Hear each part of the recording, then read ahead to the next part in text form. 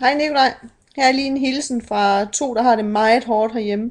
Vi glæder os til, at du kommer hjem, fordi jeg har jo det her på armen, så jeg kan jo faktisk ikke lave noget, og Tobias han er ved at være slidt op, fordi han skal Jo, støvsuge og lave mad.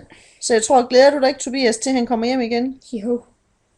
Så vi regner med, at du kommer hjem og passer os op i weekenden, og at du ikke skal være sammen med dine venner og stå nede og fange torsk hele weekenden. Og så tager du opvasken og laver Plus, mad. ja, og plus han skal også hjem og slå græs jo. Ja. Så han har faktisk mange ting. Så slap nu af i dag, ven, for du får 3 hårde dage for dig, når du kommer hjem til os igen. Men ellers, ud over det praktiske, så savner vi dig nok også lidt. Så vi glæder os til at se dig i morgen. Så vi kommer og henter dig i morgen, og du skal jo have fri klokken 2. Og så kommer vi, og så tager vi bussen og toget hjem. Så vi ses i morgen, skat. Hej. Og vi ligger den her på YouTube Ej, gør vi nu også det? Måske ikke. Det og må på vi se. Facebook. Ja, også på Facebook, ja.